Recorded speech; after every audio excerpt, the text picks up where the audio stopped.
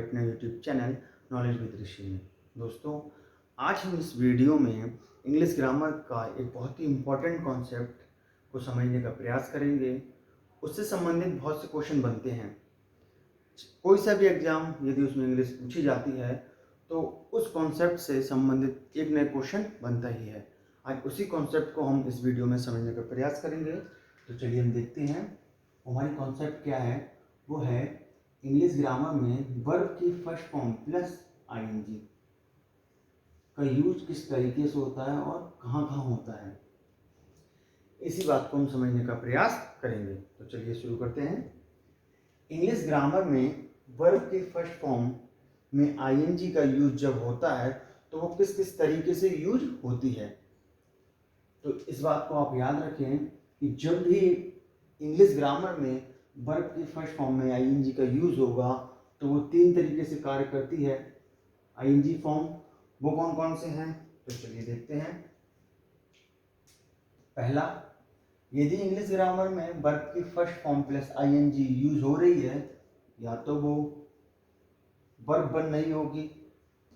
Second, या तो noun बन रही होगी। थर्ड, या तो एडजेक्टिव बन रही होगी। इस तीन के अलावा उसका कोई यूज नहीं है। पूरे इंग्लिश ग्रामर में यदि आईएनजी फॉर्म है तो वो इन तीनों में से कोई एक का काम कर रही होगी। बस पॉइंट यहाँ पे यही आता है कि हम किस तरीके से पहचानें कि किसी सेंटेंस में आईएनजी की फॉर्म वर्ब है, नाउन है या एडजेक्टिव है। तो इसी कंफ्यूजन को आज हम इस वीडियो में कवर करेंगे। उससे पहले आपको कुछ बेसिक चीज़ें पता होना चाहिए। वो कौन कौन सी, देखिएगा। इंग्लिश ग्रामर में नाउन जो होते हैं वो कौन कौन से होते हैं। एक तो सब्जेक्ट, दूसरा ऑब्जेक्ट, और आपका तीसरा प्रीपोजिशन ऑब्जेक्ट या सब्जेक्ट कॉम्प्लीमेंट। इंग्लिश ग्रामर में जहाँ भी नाउन का यूज हो रहा होगा तो या तो वो सब्जेक्ट बनना होगा, या तो ऑब्जेक्ट बनना होगा, या प्रीपोजिशन का ऑब्जेक्ट होगा, या सब्जेक्ट कॉम्प्लीमेंट होगा। जैसे ही आईएनजी फॉर्म नाउन का काम करती है तब उसको हम बोलते हैं जीरेंड। ठीक है। जैसे ही आईएनजी फॉर्म नाउन का काम करेगी तुरंत उसको हम बोलेंगे कि वो यहाँ पे एज अ जीरेंड यूज हुआ है। वर्ब की फर्स्ट फॉर्म जब भी सब्जेक्ट, ऑब्जेक्ट या प्रीपोजिशन ऑब्जेक्ट, सब्जेक्ट कॉम्प्लीमेंट का कार्य करता है तब उसको हम बोलते हैं जीरेंड। ठीक है। हमने यहाँ दो बातों को जाना है। जब भी आईएनजी की फॉर्म नाउन का काम करेगी, इन चारों में से कोई एक बन रही होगी, तब वो जीरेंड का काम करता है। ठीक है, वो नाउन जीरेंड बन जाता है। ठीक है। तो चलिए अब हम इस कॉन्सेप्ट को समझते हैं तीन उदाहरणों के माध्यम से। पहला, आई एम रनिंग। दूसरा, I saw a running deer. तीसरा, running is good for health. गर्मी दोस्तों बहुत है, उसको अब माइंड नहीं करेंगे। तो चलिए हम देखते हैं। हम देख रहे हैं कि इन तीनों वाक्य में रनिंग इधर भी दिया है, यहाँ भी दिया है और यहाँ भी दिया है। आईएनजी के फॉर्म तीनों वाक्य में दी है।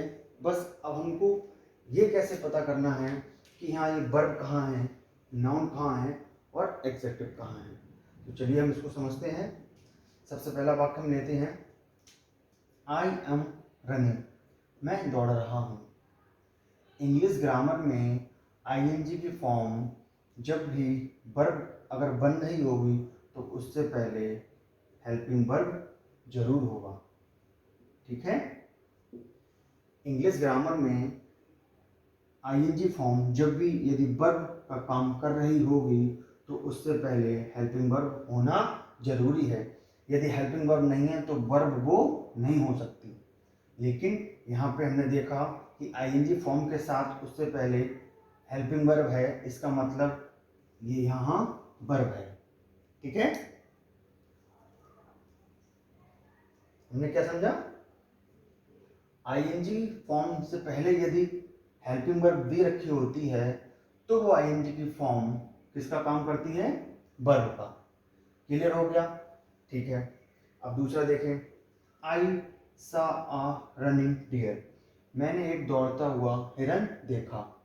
यहाँ पे हम इसको अगर वर्ब बोल सकते हैं? नहीं। क्यों? क्योंकि अभी हमने जाना है कि वो वर्ब तभी कहलाएगी जब उससे पहले कोई हेल्पिंग वर्ब होगी।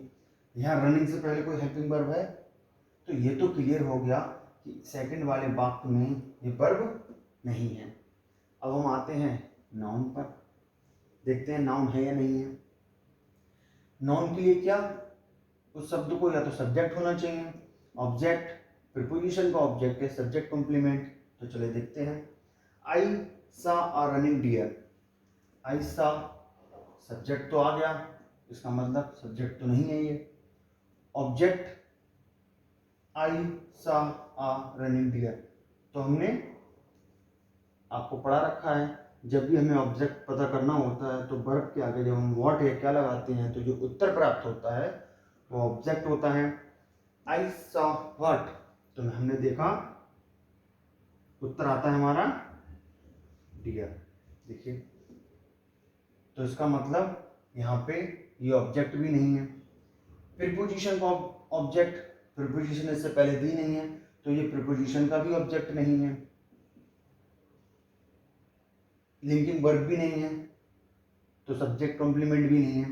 सब्जेक्ट कॉम्प्लीमेंट हमेशा इज एम आर बाज वर्ब के बाद ही आते हैं, तो यहाँ इज एम आर बाज वर्ब नहीं दिए हैं तो ये सब्जेक्ट कॉम्प्लीमेंट भी नहीं है, तो ये नाउन भी नहीं है।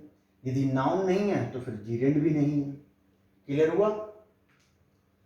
ना ये वर्ब है ना ये नाउन है, तो बचा हमारे पास एग्जेक्टिव। तो एग्जेक्टिव के देखिए क्या क्या रूल है, उसको जो फॉलो करता है तब तो एग्जेक्टिव हो जाएगा। ये वाला देखिए, आई सा ए रनिंग डियर। एग्जेक्टिव क्या होते हैं? एग्जेक्टिव वो होते हैं जो नाउन या प्रोनाउन की विशेषता बताते हैं, जैसे good, boy, black, T. Executive वो होते हैं जो किसी नाउन या प्रोनाउन की विशेषता बताते हैं। बॉय एक नाउन है, इस नाउन की विशेषता बताने वाला शब्द गुड है तो ये हो गया एग्जेक्टिव। टी एक नाउन है, इस नाउन की विशेषता बताने वाला शब्द ब्लैक है तो ये हो गया एग्जेक्टिव। क्लियर हुआ? तो हम देखते हैं, ही सा ए रनिंग डियर। यहाँ डियर एक नाउन है और इस नाउन की विशेषता कौन सा शब्द बता रहा है? रनिंग।